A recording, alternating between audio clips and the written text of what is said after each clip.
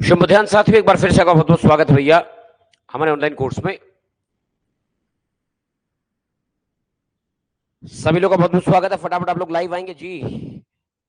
Happy Pokhriyal, प्रणाम प्रणाम, स्वागत है। सुमन जी, वंदना जी, रोहित लोहानी जी, निशा जी, जितने भी साथी जुड़े उन सबका बहुत बहुत स्वागत है, हार्दिक अभिनंदन है, इस्तकबाल है आप सभी का एक बार फिर से। फटाफट आप लोग जो लाइव आते हैं और कार्यक्रम को शुरू करते हैं।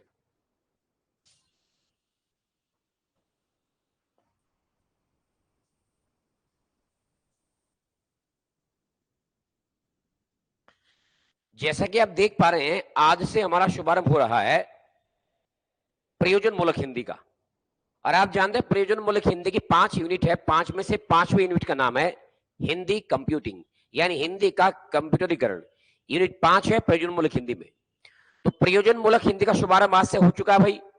और प्रयोजन मूलक हिंदी में आपके पास में एक तो दे रखा है हिंदी का तकनीकी विकास, यानी ये टॉपिक जो आज मैं पढ़ाने जा रहा हूं। उसके बाद हिंदी पत्रकारिता भी है, हिंदी जनसंचार भी है और हिंदी पत्रकारिता का पूरा इतिहास भी है। ये सारे विषय हैं जो आपके सिलेबस का हिस्सा है, जो आपके पाठ्यक्रम में आएंगे। तो इन सबको जरा देख करके चलना। पहले आएंगे फटाफट जी रेखा जी, बहुत बहुत स्वागत है। गुरुदेवी असवाल जी, अंजू पवार जी, रीना जी, मेनू जी और जो भी साथी जुड़े उन सबका भैया स्वागत है, आपका बहुत बहुत स्वागत है। एक बार फिर से शुभारंभ करते हैं। हिंदी कंप्यूटरीकरण विषय आप देख पा रहे हैं, हिंदी का तकनीकी विकास का इसको आप कहेंगे। और कोई लोग शायद कल मेरे ख्याल से किसी ने कहा था कि सर प्रयोजन मूलक हिंदी शुरू कर दीजिएगा। जब मैंने सिलेबस देखा तो इस सिलेबस में ये प्रयोजन मूलक हिंदी का ही भाग है, इतना मैं आपको बताता चलूं। ये जो टाइप आपने शुरू किया है ये प्रयोजन मूलक हिंदी का ही पार्ट है, इसे आप प्रयोजन मूलक हिंदी कहेंगे। और प्रयोजन मूलक हिंदी 5 यूनिट से आप सिलेबस देख लेना। और उस 5 का उस यूनिट का उस सिलेबस का ये आखिरी यूनिट है जो मैं शुरू कर रहा हूं। पहले इसको खत्म करेंगे, फिर आपका जो पत्रकारिता का इतिहास है या अन्य टाइप की जो सिलेबस में चीजें दी है वो उसके बाद हम शुरू करेंगे, है ना। फटाफट सब लोग लाइव आए थे भाई। चलिए शुभारंभ कर देते हैं इस यूनिट का, इस टॉपिक का। देखिए पहला सवाल समझे पहले, ये जो लिखा है ना हिंदी कंप्यूटरीकरण, इसका मतलब क्या हुआ? किसे बोलते हैं हिंदी कंप्यूटरीकरण, किसे बोलते हैं हिंदी का तकनीकी विकास? देखिए अगर मैं एक अच्छा शब्द ढूंढूं तो हिंदी का आधुनिकीकरण हिंदी कंप्यूटरीकरण कहलाता है।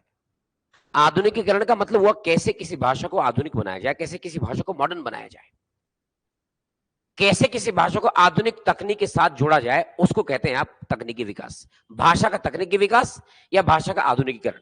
मतलब इसको सरल समझने के लिए मैं चाहूं तो मैं लिख सकता हूं हिंदी का आधुनिकीकरण। आधुनिकीकरण या तो मैं लिख सकता हूं हिंदी का तकनीकी विकास, दोनों का एक ही मतलब है। देखिए आप जानते हैं हमारे पास में जब हिंदी भाषा राजभाषा बनी होगी 14 सितंबर 1949 को, उस समय से लेकर के लगभग 1980 के दशक तक भारत में सारे काम मैनुअल होते थे। मैनुअल मतलब वो फाइल कलम इत्यादि से काम चलते थे, यानी सिस्टम अर्थात संगणक जिसको आप बोलते हैं कंप्यूटर अंग्रेजी की भाषा में, वो अभी भारत में आया नहीं था। जब भारत में कंप्यूटर क्रांति आएगी, भारत में संगणक क्रांति आएगी, तो संगणक के आते ही समस्या हो गई, क्योंकि संगणक काम करता है रोमन भाषा पर, अंग्रेजी भाषा पर, और अपनी हिंदी भाषा ऐसी है कि वो संगणक में एडजस्ट नहीं हो पा रही है। तो हमने क्या प्रयास किया कि हिंदी भाषा को संगणक पर उतार सके, हिंदी भाषा को जो आपका कंप्यूटर है उस पर उतारा जा सके। उस पर उतारने के लिए आपने हिंदी में कुछ बदलाव किया, हिंदी का शब्दकोश अपडेट किया, हिंदी में नवीन प्रकार के शब्द बनाए होंगे, कुछ कोडिंग वोडिंग करके तब आपने हिंदी को इस काबिल बनाया है। तो जो पड़ाव उस यात्रा में आए हैं उन्हीं पड़ावों का नाम है हिंदी कंप्यूटरीकरण, उसी पड़ाव का नाम है हिंदी का आधुनिकीकरण, उसी पड़ाव का नाम है हिंदी का तकनीकी विकास।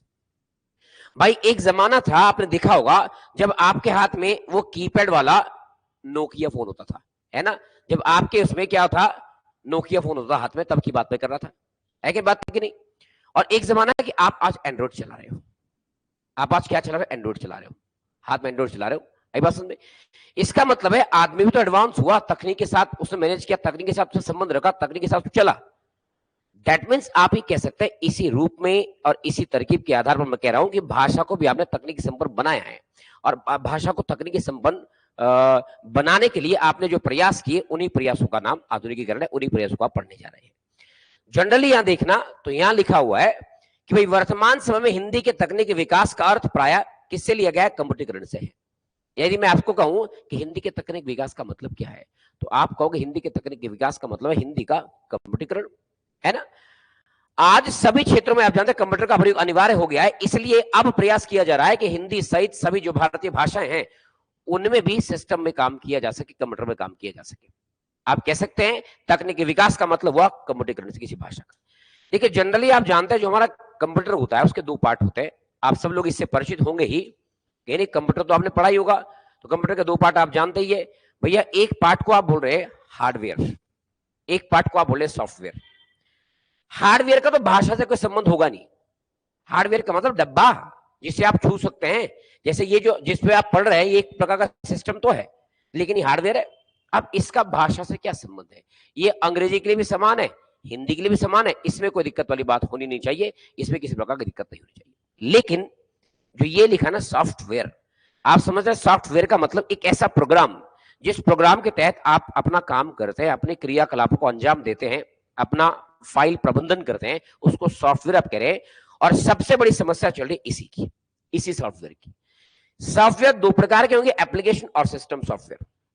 अब ध्यान रखना, ये जो मैं कह रहा हूं एप्लीकेशन सॉफ्टवेयर, एप्लीकेशन सॉफ्टवेयर का मतलब होता है जब आप किसी विशेष कार्य के उद्देश्य के लिए, किसी विशेष कार्य की समाप्ति के लिए एक विशेष प्रकार का एप्लीकेशन डिजाइन करते हैं, एक विशेष प्रकार की एप्लीकेशन बनाते हैं। जब आपका वो काम हो जाएगा, उस काम के बाद वो एप्लीकेशन खत्म कर देंगे, उसे कहते हैं एप्लीकेशन सॉफ्टवेयर। फॉर एग्जाम्पल, मुझे कोई हिंदी में काम करना है, कोई एक स्क्रिप्ट लिखनी है, मैंने उसके लिए बनाई एक एप्लीकेशन, मेरा स्क्रिप्ट पूरा हुआ, एप्लीकेशन खत्म। मतलब किसी विशेष उद्देश्य की पूर्ति के लिए बनाए गए किसी कार्यक्रम को एप्लीकेशन सॉफ्टवेयर कहा जाता है। सिस्टम सॉफ्टवेयर का मतलब होता है जो परमानेंट एक कंप्यूटर का हिस्सा होता है। और आज भी हिंदी भाषा का अपना सिस्टम सॉफ्टवेयर नहीं है, हम आज भी रोमन का सिस्टम इस्तेमाल कर रहे हैं, सिस्टम के भीतर एप्लीकेशन बनाई और काम कर रहे हैं। जैसे माना देखो डॉस है, विंडोज है, या हमारे पास ये सिस्टम का हिस्सा है, इन्हें आप कह रहे हैं सिस्टम सॉफ्टवेयर। भैया MS वर्ड है ना, वो सिस्टम सॉफ्टवेयर है, उसमें हिंदी में आप टाइप कर रहे हैं ना, टाइप कैसे कर रहे हैं भैया? उसमें टाइपिंग करने का तरीका है कि आप पहले क्या कर रहे हैं, आप हिंदी का पहले एप्लीकेशन बना रहे हैं, फिर उस एप्लीकेशन के माध्यम से आप टाइपिंग कर रहे हैं। जो लोग हिंदी टाइपिंग जानते हैं उनको पता होगा, आपको लगभग 400 450 कीवर्ड्स याद करने पड़ते हैं, तब आप हिंदी के प्रखर टाइपिस्ट बनते हैं। सोचिए, वो एप्लीकेशन नहीं है तो क्या है? लेकिन हमें इतना फख्र होना चाहिए, हमारी हिंदी कम से कम इतनी महान बन गई है कि आज हमारी हिंदी संगणक पर पूरी तरह उतर रही है, या सिस्टम पर काम करने के काबिल बन चुकी है। दूसरी बात अगर मैं आपसे कहूं, आप जानते हैं भैया, अगर आप एप्लीकेशन की बात करते हैं, मैंने अभी आपको क्या समझाया, मैंने कहा कि एप्लीकेशन सॉफ्टवेयर ही वह क्षेत्र है जो सीधे सीधे हिंदी के कंप्यूटरीकरण से जुड़ा हुआ है।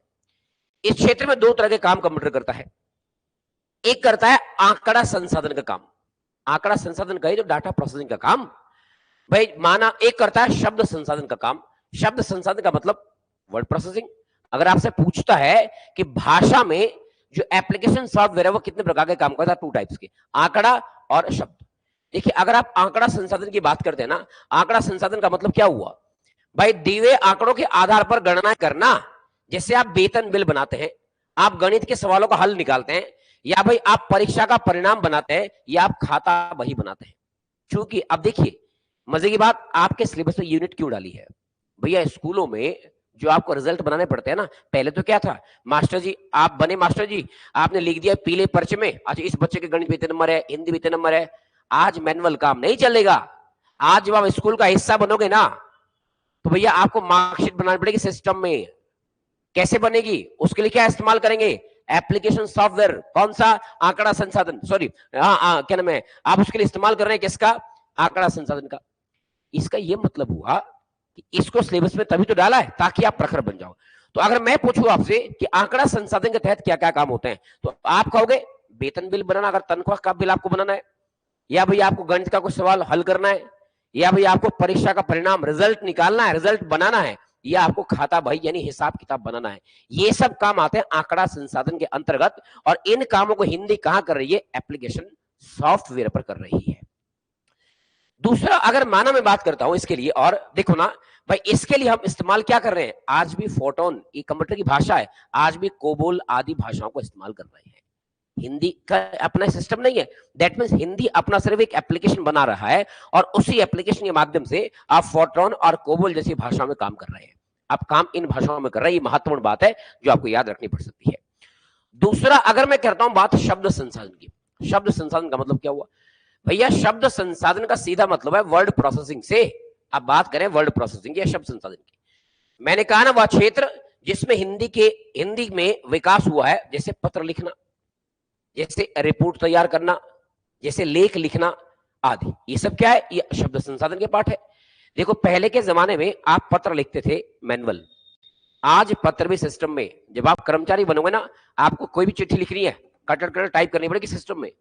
मतलब पत्र लिखना है या रिपोर्ट तैयार करना, आपका स्कूल का रिपोर्ट तैयार करना पड़ेगा आपको, या कोई लेख लिखना, कोई आर्टिकल लिखना किसी विषय पर। माना इन्वायरमेंट डे आ रहा है, तो आपको कहेगा भैया, अगर आप स्कूल में कुछ ऐसे ठीक पद पर है, भैया आपको इन्वायरमेंट डे पर, पर्यावरण दिवस पर एक आर्टिकल लिखना है, कैसे लिखेंगे? कॉपी पेन से नहीं, टाइप करना पड़ेगा। और उस टाइपिंग के लिए क्या चाहिए? MS word. दैट मीन उसे क्या बोलेंगे आप?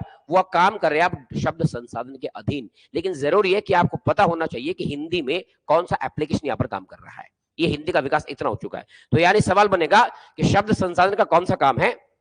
लेख लिखना, या भैया पत्र लिखना, या रिपोर्ट तैयार करना, या कोई आर्टिकल छापना, ये सब काम आता है शब्द संसाधन के अंतर्गत। और आंकड़ा संसाधन में क्या काम था? गणित के सवाल हल करना, बच्चों का रिजल्ट बनाना, रिपोर्ट कार्ड तैयार करने, या भैया हमने कहा कोई खाता बही बनाना, या गणितीय सवालों का हल करना, ये काम था आपका आंकड़ा संसाधन का। इतनी बात हमने देखी थी, है ना। अब जरा मेरी बात को ध्यान से यहां पर देखना, आप हुआ कह रहा, देखो आजकल क्या चल रहा है, आजकल आप शब्द संसाधन के लिए एमएस वर्ड का प्रयोग सब ज्यादा कर रहे हैं। एमएस वर्ड होता है एडलर, पेज मेकर आदि की आप बात करते हैं। बेसिकली एमएस वर्ड का इस्तेमाल ज्यादा होता है। ये जो काम मैंने किया ना, जो टाइप किया है, ये एमएस वर्ड में ही टाइप हो रखा है। एमएस वर्ड पे मैंने शब्द संसाधन का काम किया और आपके लिए शब्द लिख करके लाया है कि नहीं। आप देखिए, समझना, 1977 से पहले हिंदी भाषा में कोई काम कंप्यूटर पर होता ही नहीं था। इससे पहले हिंदी का विकास हुआ ही नहीं था। 1977 के बाद क्या हो रहा है, ये बातें आपके लिए जानना बहुत जरूरी है। फैक्ट यहां से निकलेंगे। देखो, 77 तक हिंदी में ऐसा कोई कार्यक्रम उपलब्ध नहीं था जिसके सहायता से सिस्टम पर काम कर सको, था ही नहीं ऐसा। इसका मतलब क्या हुआ कि 77 में पहली बार हैदराबाद की कंपनी है ECIL, इसका नाम याद रखना भैया। कहां की कंपनी है? हैदराबाद की। क्या नाम है? ECIL, कंपनी का नाम है ECIL नामक कंपनी ने फोर्ट्रॉन नामक कंप्यूटर भाषा में पहली बार हिंदी को कंप्यूटर पर उतारा था। यह सवाल बनेगा कि हिंदी भाषा पहली बार कंप्यूटर पर कब उतरी थी? तो आपको याद रखना है 1977 किसने उतारा था? ECIL ने। ECIL क्या है? एक कंपनी है। कहां की कंपनी है? हैदराबाद की। तो उस कंपनी ने पहली बार हिंदी भाषा को कंप्यूटर पर उतारा। मींस पहली बार उस कंपनी के कर्मचारियों ने हिंदी भाषा में काम किया कंप्यूटर पर, सिस्टम पर, और लोगों को कहा कि काम कर सकते हैं, लेकिन कुछ एप्लीकेशन चाहिए, कुछ टूल चाहिए, सामान्य तरीके से नहीं हो सकता है। तो ये महत्वपूर्ण पॉइंट है कि 77 से पहले हिंदी भाषा में सिस्टम पर काम नहीं होता था। पहली बार 77 में आपने काम किया संगणक पर। फैक्ट इंपॉर्टेंट है, ऐसे फैक्ट आप ले आ सकते हैं, इन फैक्ट को नोट करते चलना साथ साथ। 1980 के आसपास क्या हुआ, दिल्ली के पास, दिल्ली में एक कंपनी है जिसका नाम है DCM।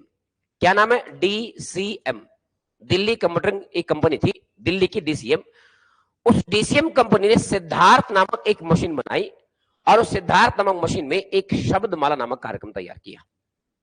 अभी सवाल बन सकता है, सवाल क्या बनेगा कि भैया शब्दमाला कार्यक्रम हिंदी सुधार के लिए कब लाया गया?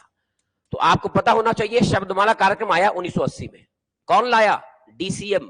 DCM क्या है? अरे दिल्ली की कंपनी है भाई। और उस दिल्ली की कंपनी ने क्या किया, पहले तो बनाया एक मशीन जिसका नाम सिद्धार्थ है। ये जो सिद्धार्थ है, लड़का नहीं है, ये नाम है कंप्यूटर का, ये कंप्यूटर का नाम है सिद्धार्थ कंप्यूटर। उस सिद्धार्थ कंप्यूटर में एक कार्यक्रम चलाया हिंदी लिखने के लिए, जिसका नाम था शब्दमाला। तो शब्दमाला कार्यक्रम का संबंध किससे है? हिंदी के तकनीकी विकास से। कब आया ये कार्यक्रम? 1980 में आया। कौन लाया? DCM company. कहां की है? दिल्ली की। किस मशीन पे काम किया? सिद्धार्थ नामक मशीन पे काम किया पहली मरतबा। दो फैक्ट आपको यहां से निकाल गए, दो फैक्ट इंपॉर्टेंट है ना। ये जो मशीन थी ना, ये मशीन पहली बार द्विभाषी थी, इसमें दोनों भाषाओं में काम चल रहा है एक साथ। यानी कहने का मतलब है हिंदी और अंग्रेजी दोनों भाषाओं में एक साथ काम चल रहा है एक साथ। ऐसी तकनीक वर्तमान समय में आपके सामने देखने मिली थी, जिसकी मैं बात कर रहा हूं, ठीक है। फिर अगर और आगे बात करेंगे अब इसके अलावा, इसी समय क्या हुआ, 1980 में हैदराबाद की फिर सीएमसी नामक एक और कंपनी आई जिसका नाम है सीएमसी। मैं फिर बता दूंगा सीएमसी। देखिए इससे पहले मैंने कहा डीसीएम दिल्ली की कंपनी, उससे पहले कहा ईसीआईएल कंपनी हैदराबाद की। तो भैया डीसीएम ने 1980 में शब्दमाला कार्यक्रम चलाया था। अब देखते हैं सीएमसी कंपनी हैदराबाद की क्या कर रही है। सीएमसी कंपनी ने 3 भाषाओं में शब्द संसाधन के लिए एक लिपि नामक मशीन बनाई। फिर फैक्ट बन गया, कह देगा कि लिपि नामक मशीन किसने बनाई? लिपि मशीन का निर्माण किया सीएमसी ने 1980 में। ये सीएमसी क्या है? हैदराबाद की कंपनी है। ये जो आपके पास लिपि नामक मशीन बनी, ये काम क्या करती थी? ये एक साथ 3 भाषाओं में काम करती थी, एक साथ 3 भाषाओं में। देखिए जो शब्दमाला कार्यक्रम था उसके तहत 2 भाषाओं में एक साथ कार्यक्रम चलता था। यानी आप हिंदी टाइपिंग भी कर सकते थे, उसी में अंग्रेजी टाइपिंग कर सकते थे। लेकिन जो ये सीएमसी ने एक नया कार्यक्रम चलाया जिसे लिपि नामक मशीन तैयार की, तो लिपि नामक मशीन का काम क्या था? ये एक साथ 3 भाषाओं में काम कर सकता था। आपको जैसे जब आप आज टाइपिंग करते हो, आज क्या करते हो आप? पता टाइपिंग क्या करते हो? अब ऐसा करते हो, आज टाइपिंग के लिए मैंने सेलेक्ट किया पहले कुर्तीदेव कट, टाइपिंग हिंदी में आ गई। फिर सेलेक्ट किया कुछ और, अंग्रेजी में आ गई टाइपिंग। फिर कुछ और किया पंजाबी में। आज तो इतने सारे भाषाओं में आप टाइपिंग कर सकते हैं ना भाई। ये 1980 के आसपास की बात है कि हिंदी का तकनीक विकास कुछ ऐसे करके हो रहा है, ठीक है। अब इसी तरह के कई और कंपनियों ने, राजभाषा विभाग ने अपना कुछ सॉफ्टवेयर तैयार किए। सवाल बनेगा कि जो राजभाषा विभाग है ना, राजभाषा विभाग, आप जानते हैं राजभाषा विभाग 1955 में बन रखा है। और उसके बाद राजभाषा विभाग ने कुछ कार्यक्रम चलाए। क्यों चलाए? क्योंकि हिंदी आपकी राजभाषा है और राजभाषा विभाग ये चाहता है कि हिंदी में आप काम कर सको, कंप्यूटर पर काम कर सको। अब याद रखना राजभाषा विभाग ने क्या क्या कार्यक्रम चलाए। नंबर 1 शब्द रत्न है, दूसरा अक्षर सुलेख है। ये दोनों फैक्ट आप नोट कर लो। मैं पूछूंगा कि शब्द रत्न और अक्षर सुलेख कार्यक्रम का संबंध किससे है? आप कहोगे राजभाषा विभाग से है। राजभाषा विभाग ने सन 1980 में, मैं फिर कह दूंगा, सन 1980 में ये कार्यक्रम भी आ रहे हैं।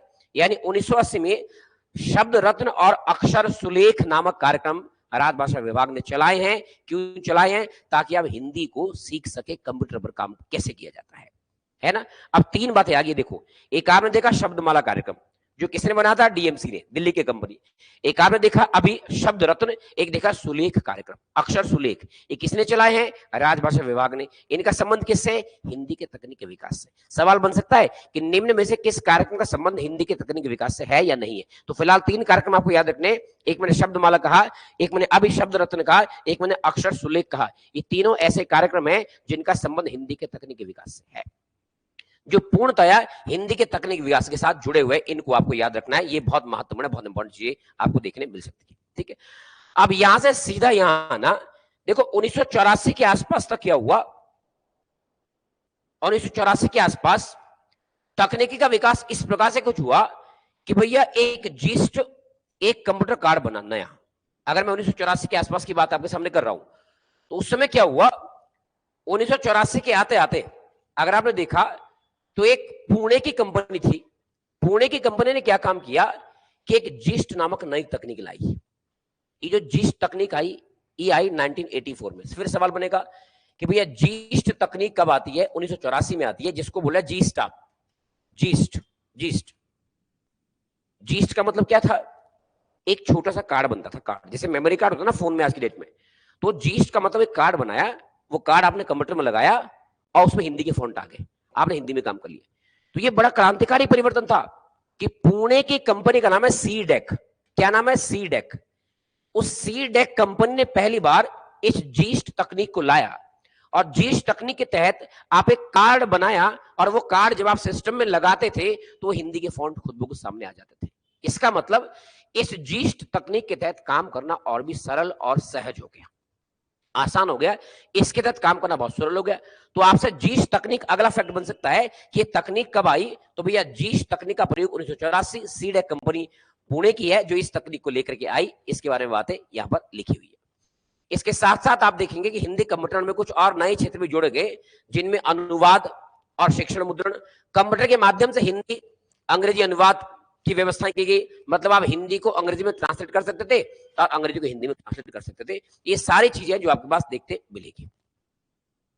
उसके बाद क्या हुआ, हाल ही में मोदी जीरोक्स एक कंपनी का नाम है, तो मोदी जीरोक्स ने एक ऐसा कार्यक्रम तैयार कर रखा है जो एक ऐसी फोटोकॉपी मशीन बनाता है जो अंग्रेजी के पाठ को हिंदी में फोटोकॉपी करती है। ये बड़ी बात है और ये हिंदी में एक बड़ी उपलब्धि है। सवाल बनेगा कि भैया मोदी जीरोक्स ने ऐसा कौन सा कार्यक्रम चलाया है जिसके तहत आप अंग्रेजी के, मतलब आपके पास एक पेज है, मैंने कहा माना मेरे पास ये पेज है, इसमें पूरा अंग्रेजी में लिखा हुआ है, मैं अगर उस फोटोकॉपी मशीन में इसको रखूंगा ना, ऐसे मैंने रखा, फोटोकॉपी किया और फोटोकॉपी ये निकली हिंदी में। ये बड़ा स्मार्ट तरीका भैया, सोचो हिंदी भाषा का विकास कितना हो रहा है। तो ये काम कौन कर रहा है, मोदी जीरोक्स ये काम कर रहा है ना, इंपोर्टेंट है। आप कह सकते हैं कि मोदी जीरोक्स कार्यक्रम के तहत, इस कार्यक्रम के तहत एक ऐसी फोटोकॉपी मशीन बनाई गई है जो अंग्रेजी के पाठ को हिंदी में फोटोकॉपी करती है। लोग हिंदी को कंप्यूटर के माध्यम से सीख करके इसके लिए क्या बनाए, लीला नामक एक कार्यक्रम चला गया, लीला नामक एक पैकेज बनाया है। तो पूछ सकता है कि लीला कार्यक्रम का संबंध किससे है, आपको कहना है मोदी जीरोक्स से। और लीला कार्यक्रम के तहत लोगों को कंप्यूटर का शिक्षा दी जा रही है ताकि लोग हिंदी में काम कर सके और हिंदी में लोग उन्नत हो सके और हिंदी भाषा का पूर्णतः तकनीकी विकास हो सके, ताकि आपको आगे दिक्कत ना आए, किसी प्रकार की समस्या आपके सामने ना आए। ये बड़ी खास चीज है जो आपको यहाँ पे याद रखनी पड़ सकती है। उसके बाद अगर मैं आपसे काम करूं तो आपके पास और जो चीजें देखने मिलेंगी, आप देखना, हमने देखा कि 1977 के बाद हिंदी के कंप्यूटरीकरण में तीव्र प्रगति हुई और इस तीव्र विकास में जिन संस्थाओं का प्रमुख योगदान था उनमें से एक तो राजभाषा विभाग मुख्य था, है ना, दूसरा तकनीकी प्रभाग इंपोर्टेंट था, तीसरा इलेक्ट्रॉनिक विभाग बहुत महत्वपूर्ण था और इलेक्ट्रॉनिक विभाग ने आपका भाषा प्रौद्योगिकी मशीन का आरंभ किया था जो कि एक सफलतापूर्वक प्रोग्राम था।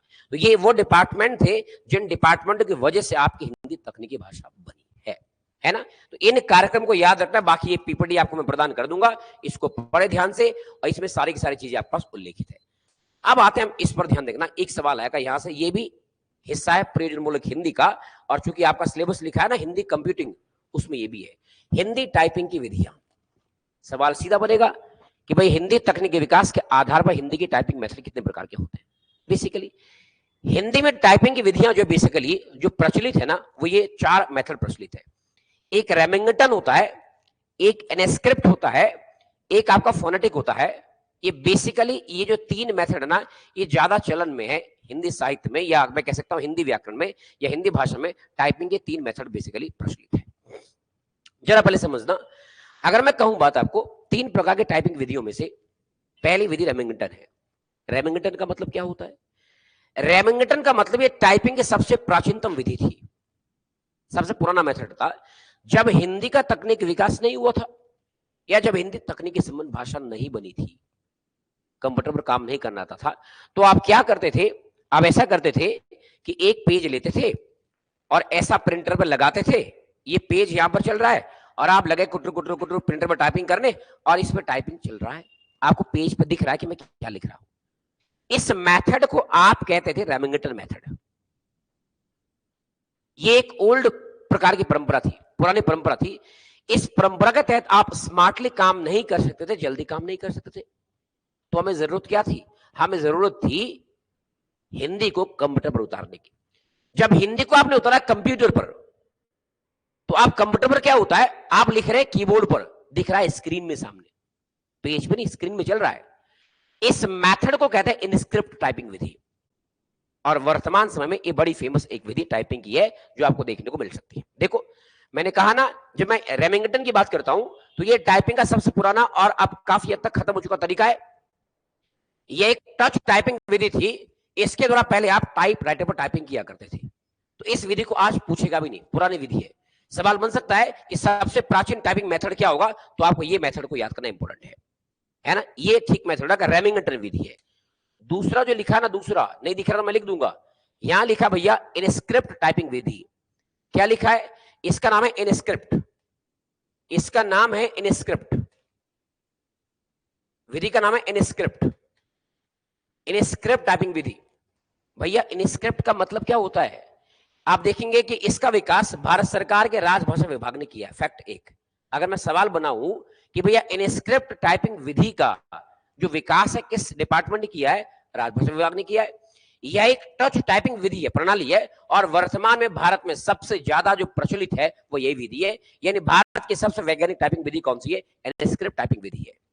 इस विधि से आप कंप्यूटर पर सर्वाधिक गति से टाइपिंग कर सकते हैं। यद्यपि यह विधि हिंदी टाइपिंग की सर्वश्रेष्ठ विधि है, लेकिन इसमें फिर भी कुछ खामियां हैं। खामियां क्या है कि आपको कूट बहुत ज्यादा याद करने पड़ते हैं, आपको टाइपिंग फॉन्ट बहुत ज्यादा याद करने पड़ते हैं, वो तो याद करने पड़ेंगे। अगर आपको हिंदी टाइपिंग करनी है तो इतना तो आपको काम करना पड़ेगा।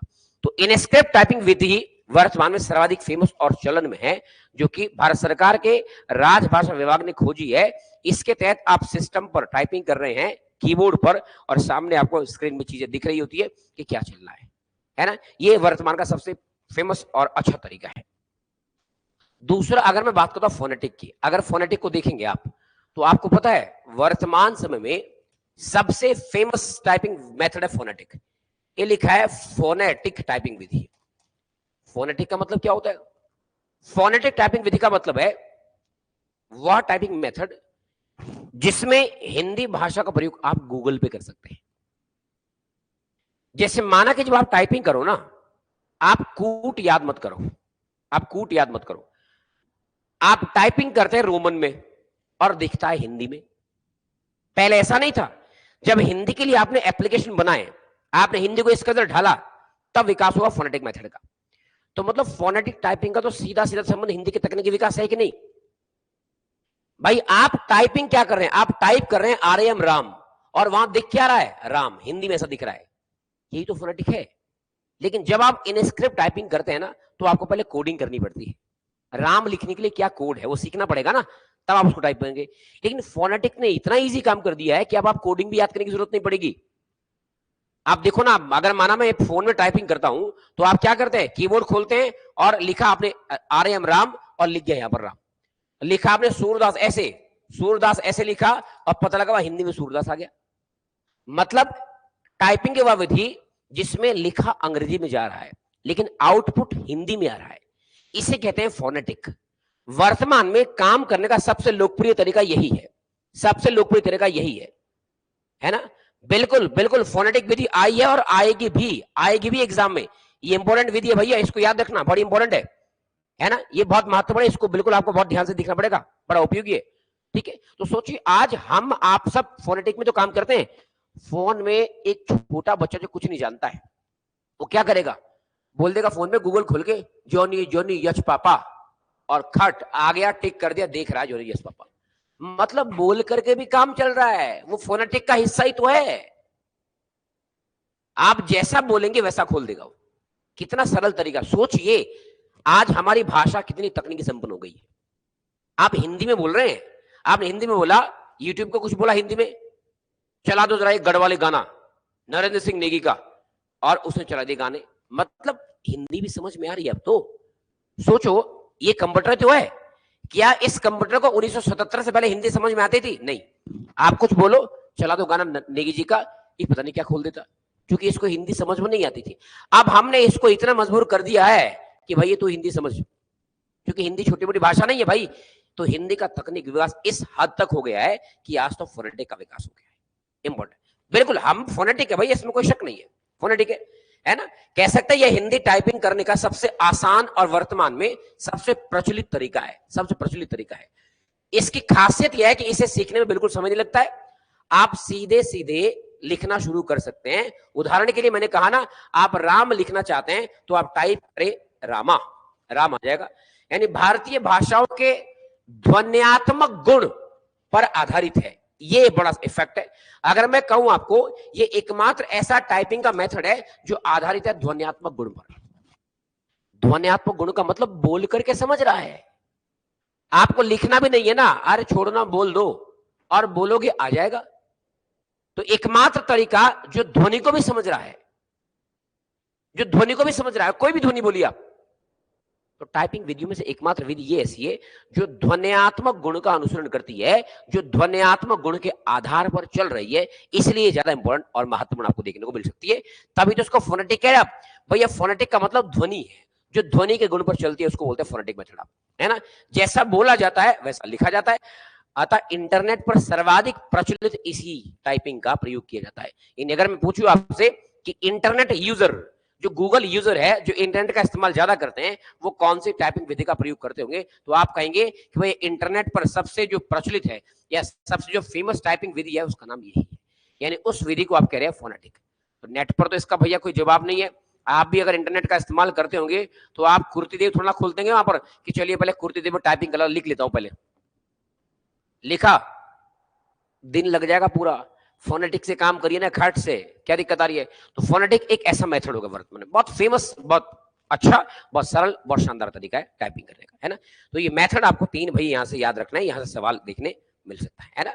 बहुत प्रयोग हो रहा है इसका ज्यादा। फिर देखते हैं कि हिंदी के तकनीकी भाषा के रूप में नए विकास क्या क्या हो सकते हैं, है ना। अब हमें देखना है कि भैया तकनीकी भाषा के रूप में नए विकास या नए सुझाव और क्या देखने मिल सकते हैं। कि जब आपने कहा कि हिंदी का तकनीकी विकास हो गया, लेकिन इसके तकनीकी विकास में नए और क्या क्या प्रोग्राम चलाए गए या कौन कौन सी बातें देखने मिली आपको।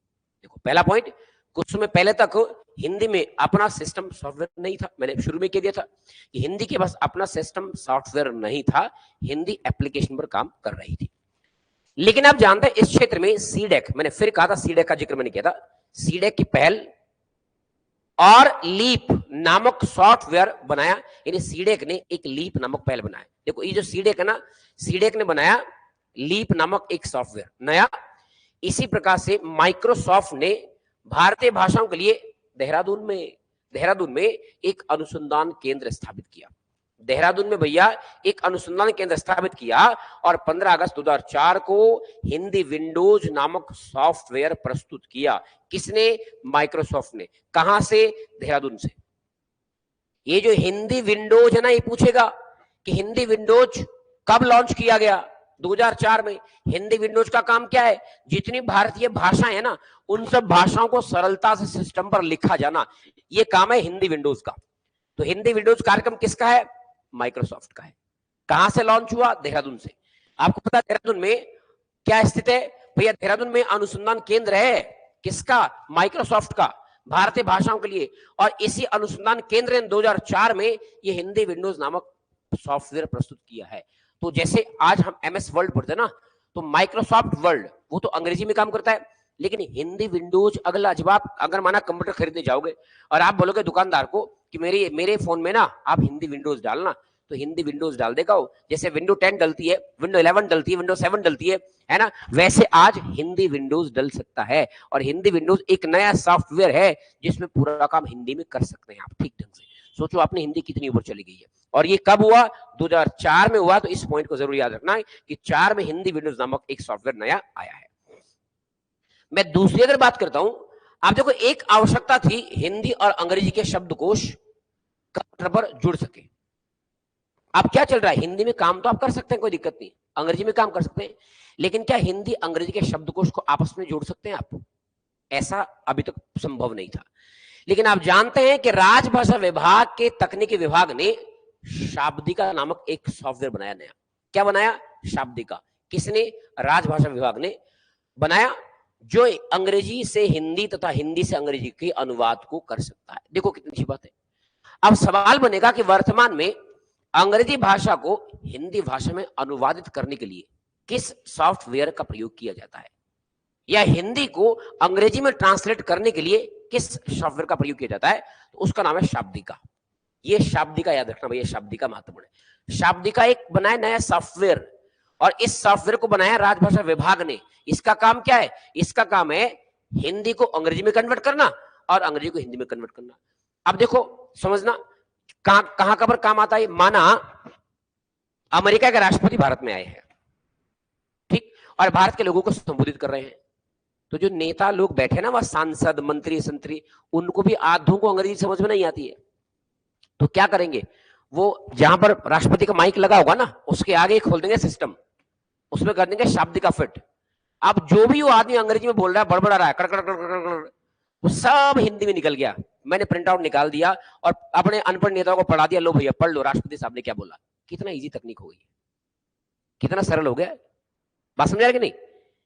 ये मान लो इससे पहले एपीजे अब्दुल कलाम राष्ट्रपति थे, साउथ के थे, बेचारे मर गए। वो अंग्रेजी जानते थे, हिंदी तो नहीं जानते थे।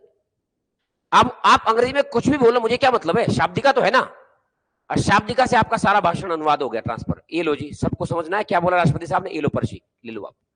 शाब्दिका का ये काम है। मोदी जी क्या बोल रहे हैं हिंदी में, अब अगर कोई साउथ का सांसद तो नहीं जानता है, शाब्दिका जिंदाबाद, मोदी की हिंदी सारी अंग्रेजी में ट्रांसफर हो जाएगी, क्या दिक्कत है कि नहीं? उसे कह रहे हैं शाब्दिका। वो शाब्दिका होता है, और शाब्दिका एक महत्वपूर्ण पॉइंट है, इसको आपको याद रखना है। किसने किया, ये पॉइंट याद रखना। इसके अतिरिक्त आप जानते हैं भारतीय सूचना प्रौद्योगिकी संस्थान यानी आईआईटी ने ओपन सोर्सिंग के जिसमें हिंदी तथा अन्य भारतीय भाषाओं के परस्पर अंतरण की सुविधा उपलब्ध है, यानी ओपन सोर्सिंग के नाम से एक नया कार्यक्रम चलाया है, जिसमें हिंदी भाषा को किसी अन्य भाषा के रूप में आप ट्रांसफर कर सकते हैं। कुछ समय पहले गूगल ने भी अंग्रेजी व अन्य भाषाओं के साथ हिंदी में परस्पर अनुवाद की सुविधा उपलब्ध कराई है।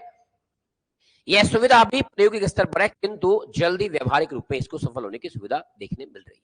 मतलब गूगल भी कार्यक्रम चला रहा था, और गूगल में ऐसा है, होता भी है, ट्रांसलेशन होता है। आप देखेंगे जब आप कभी कभार फेसबुक खोलते हैं ना, तो किसी ने अंग्रेजी में लिखा है तो नीचे एक बटन लिखा था अनुवाद, आपने अनुवाद में क्लिक किया और वो पूरा हिंदी में छप जाता है। इसका मतलब अभी इसका प्रयोग चल रहा है कि क्या ये शाब्दिका जो सॉफ्टवेयर है वो ठीक है या नहीं ठीक है, उसमें कुछ गड़बड़ी है कि नहीं गड़बड़ी है, इन सब बातों पर अभी कयास लगाई जा रही है। महत्वपूर्ण तीसरा एक और महत्वपूर्ण पॉइंट है इसमें, भाई पिछले कुछ समय से देखो इंटरनेट की दुनिया में हिंदी की उपस्थिति बढ़ गई है, बहुत बढ़ गई है।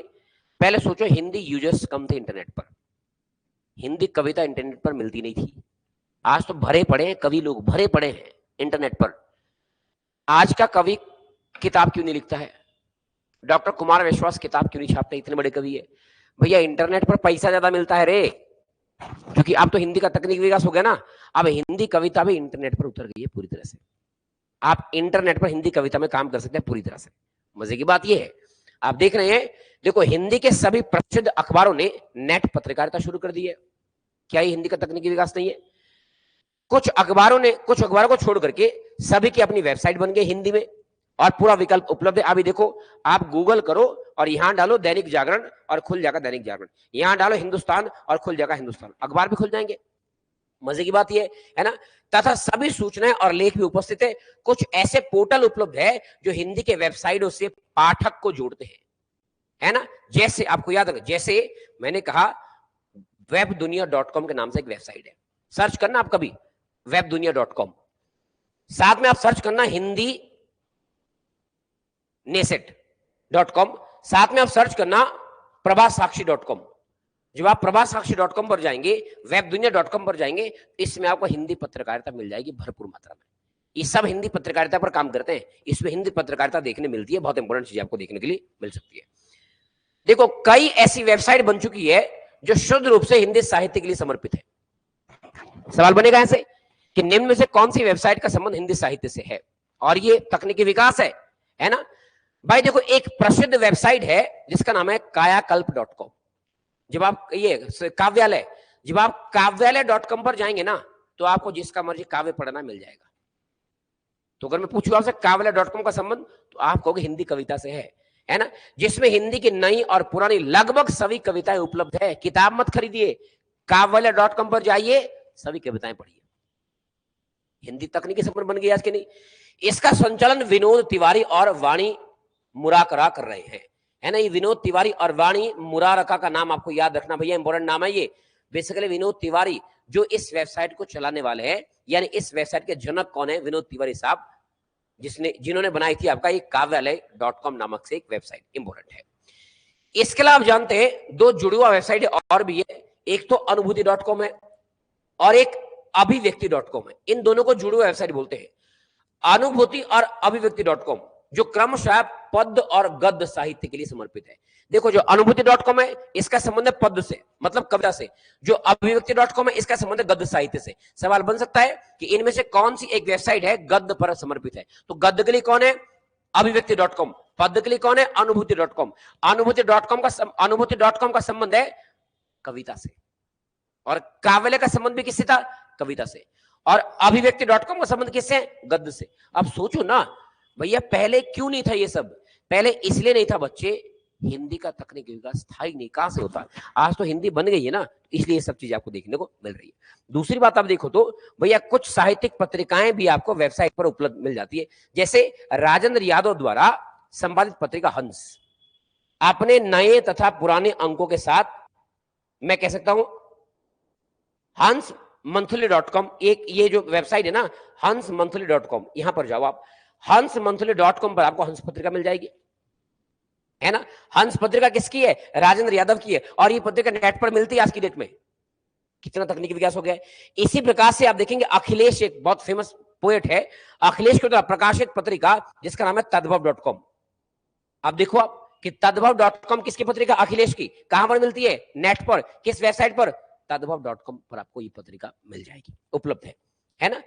अब देखो आप जानते हैं भैया इंटरनेट की दुनिया में एक नया शब्द प्रचलित है जिसको कहते हैं ब्लॉग, है ना।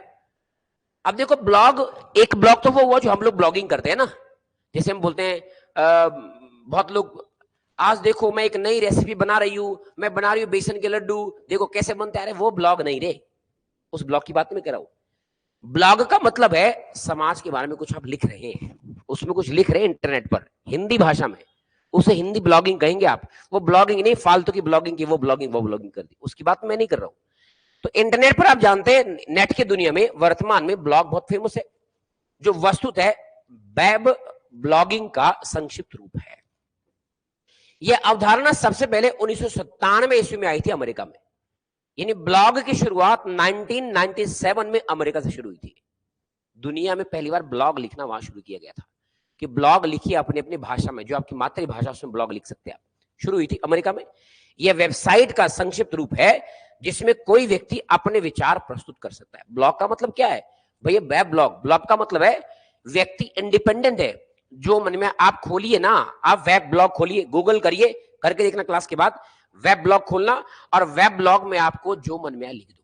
जो मन मतलब गाली गलौज मत लिखना भाई। अगर आपके दिमाग में कोई हिंदी कविता है, कोई विचार है, वेब ब्लॉग खोलिए, उसमें ब्लॉग लिखिए, पोस्ट कर दो। आप उसमें इंटरनेट में इतने यूजर्स मिलेंगे ना जो हिंदी प्रेमी है।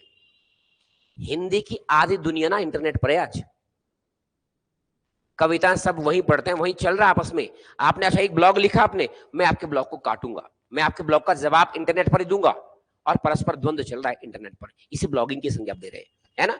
तथा अन्य व्यक्ति उस पर समीक्षात्मक टिप्पणी कर सकते हैं, मैंने कहा टिप्पणी कर सकते हैं। ब्लॉग लिखने वाले को बोलते हैं ब्लॉगर, आई बात उसमें। और ये एक नई विधा है, मतलब हिंदी गद्य की सबसे नई विधा कौन है? ब्लॉगिंग ही तो है।